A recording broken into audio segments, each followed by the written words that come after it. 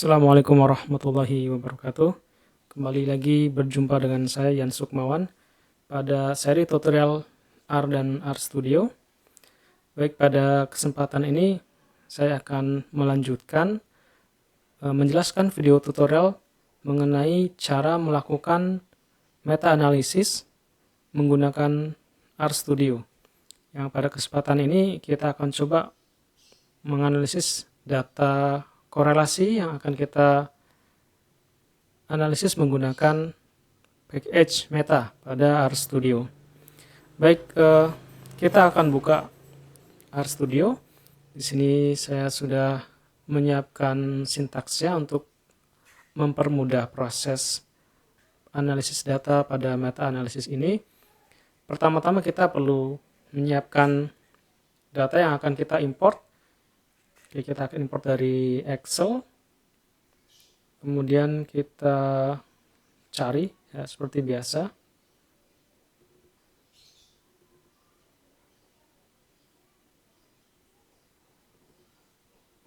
Oke, ini datanya. Kemudian kita akan pilih lokasi lembar yang akan kita import. Ini data yang akan kita analisis. Oke, kita import datanya. Baik, kita coba jelaskan dulu. Ini adalah 11 paper yang sudah saya kumpulkan. Kemudian saya sudah mengekstrak beberapa data yang diperlukan untuk meta-analisis korelasi ini. Yang pertama adalah penulis paper ini beserta tahun penerbitan paper yang saya beri nama dengan kolom studi ID. Kemudian kita punya kolom N, ini adalah jumlah ulangan atau jumlah sampel yang digunakan. Kemudian ini adalah nilai koefisien korelasi yang kita ekstrak dari masing-masing paper yang sudah kita kumpulkan melalui proses diawali dengan pemilihan permasalahan dan topik, kemudian kita kumpulkan paper-paper sesuai dengan topik yang akan kita kaji. Berikutnya kita lakukan screening sampai nanti didapatkan paper yang sesuai dengan tujuan meta-analisis kita.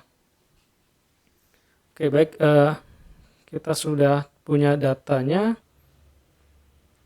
Saya akan kembali ke sintaks yang sudah saya buat.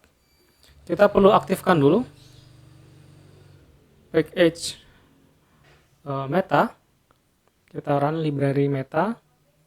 Kemudian untuk mempersingkat nama dataset, saya akan simpan dataset data waterlogging VI Core ini dalam bentuk nama baru yaitu DF.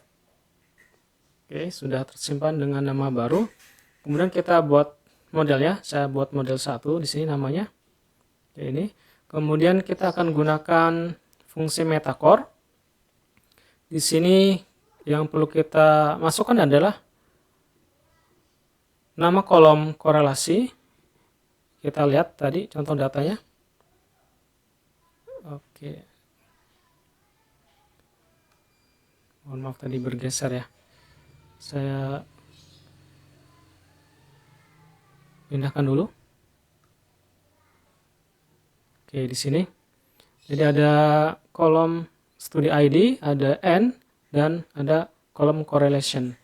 Oke, kita untuk memasukkan nama core-nya ini adalah correlation ya. Jadi disesuaikan dengan nama ini. Kemudian berikutnya adalah N, jumlah, sesuaikan. Di sini kebetulan namanya juga N. Jadi harus sesuai di sini. Kemudian berikutnya ada start label ya, studi label. Di sini saya beri nama dengan studi ID. Kemudian data, ini nama datasetnya. Tadi sudah kita beri nama dengan DF. Kemudian saya akan gunakan metode model random ya. Sehingga untuk com.fix ini dibuat false, kemudian com.randomnya kita true karena kita akan gunakan model random. Kemudian untuk model summary-nya atau SM ini saya akan gunakan Z-core. Nah, bisa juga nanti kita gunakan SM-nya ini core ya. Jadi tergantung metode atau teknik akan kita gunakan. Demikian juga untuk metode.tau ini ada beberapa metode estimasinya atau teknik yang bisa digunakan. Ada RIML dan yang lain-lain. Di sini saya akan gunakan ML ya, atau maximum likelihood. Ini juga nanti bisa disesuaikan dengan metode yang kita pilih, misalkan ML atau RIML. Oke, sudah untuk model 1 kita run. Oke, berikutnya kita akan tampilkan summary-nya. Ini adalah hasil perhitungannya. Ya, dan ini nanti kita akan langsung buat forest plot-nya dari data ini. Kita akan tampilkan forest plot-nya. Oke, ini dia. Coba kita perbesar. Oke, jadi ada 1, 2, 3, 4, 5, 6, 7, 8, 9, 10, 11 ya. Ada 11 studi atau 11 paper yang sudah terkumpul. Kemudian di sini kita perhatikan ini adalah nilai korelasinya. Ini adalah rentang ya, batas atas batas bawah dari nilai korelasi ini atau dari sebaran nilainya. Kemudian ada nilai tertimbang di sini, bobot ya, weight. Berikutnya untuk ringkasannya, di sini nilainya adalah 0,73. Jadi nilai korelasinya 0,73 dari 11 paper yang sudah terkumpul ini. Dan kita gunakan model random effect ya. Kemudian berikutnya kita bisa lihat heterogenitasnya. Di sini nilai I kuadratnya adalah 65%. Ini lebih besar dari 50% sehingga sudah sesuai dengan model yang kita pilih, random effects ya. Jadi ini sudah sesuai. Oke, jadi demikian ini untuk forest plotnya. Oke, kita tutup. Kemudian kita bisa lanjutkan dengan membuat analisis bias ya dari studi yang sudah terkumpul. Kita gunakan visualisasi berupa funnel plot.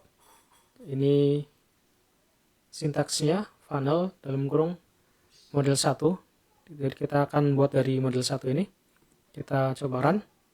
Oke, ini dia hasilnya.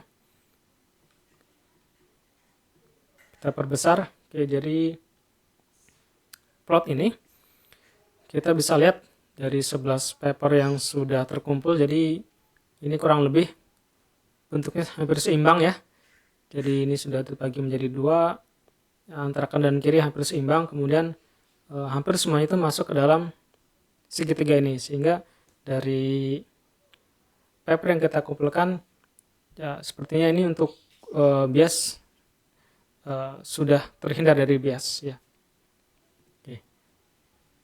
Oke, demikian penjelasan singkat mengenai bagaimana cara melakukan meta analisis korelasi menggunakan software RStudio.